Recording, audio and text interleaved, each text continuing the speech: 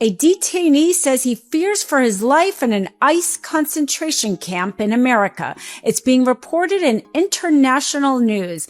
That and ProPublica is releasing handwritten notes from 8 children being held in the same detention center that Liam Ramos had been held in until a short while ago.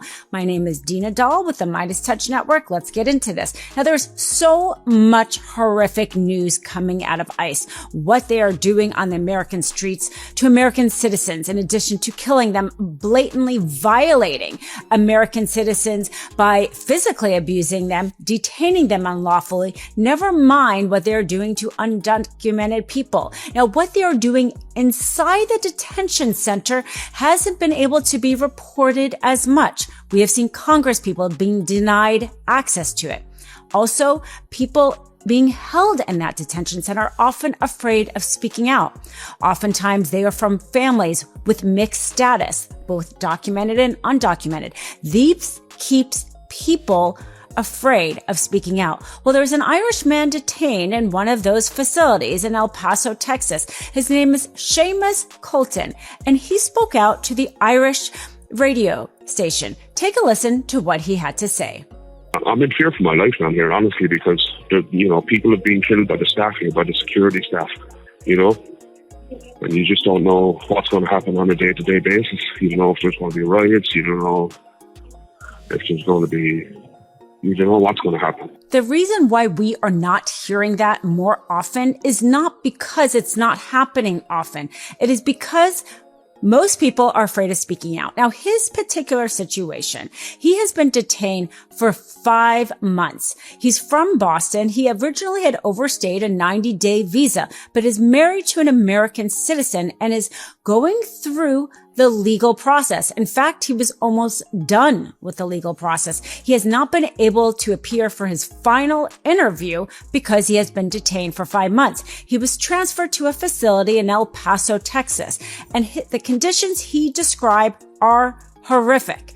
And this is happening to somebody who is here legally, because he's still going through the legal process. This is not about catching criminals. If you wanted to catch a criminal and deport them, you could go through the justice system, because criminals by nature have been convicted through the justice system or on probation, or somehow the system knows that. When you're just snatching people off the streets or taking them from their courtroom, you are taking people, oftentimes, as in this case, who are here legally, if not finished their citizen process. Now, this is also what he had to say. Not only is he saying he's afraid of the guards, which is not a surprise. We are seeing what ICE is doing on the streets in full view of the American people. Surely they are doing worse, if not the same, behind closed doors.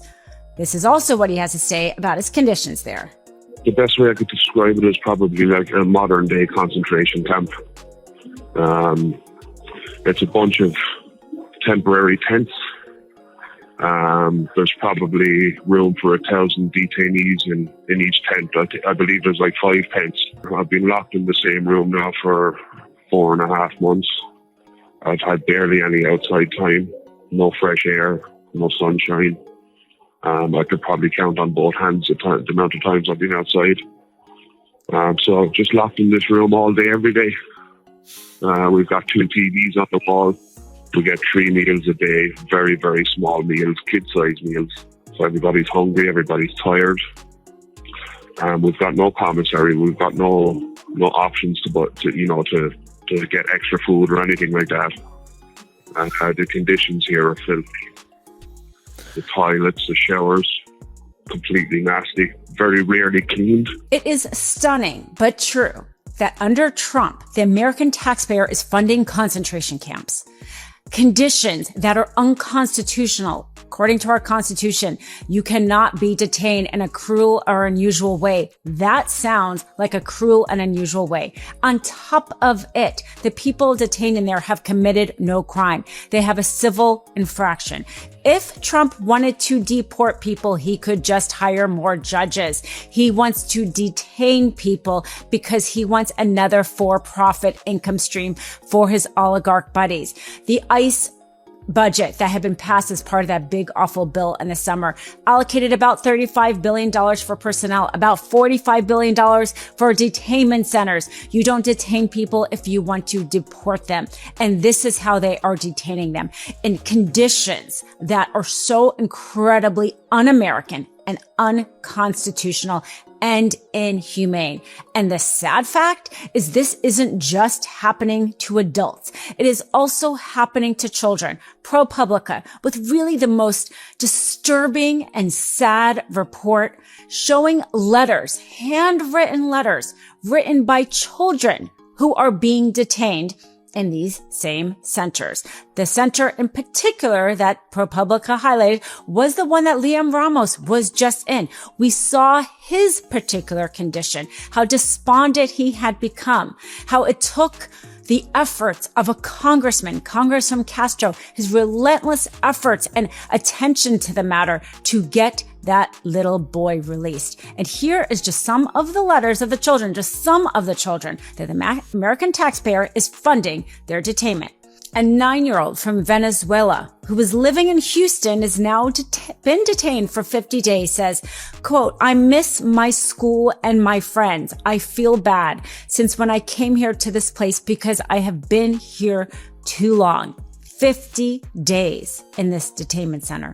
Another child, a 14-year-old from Honduras who was living in New York and has been detained for 45 days, says, "Since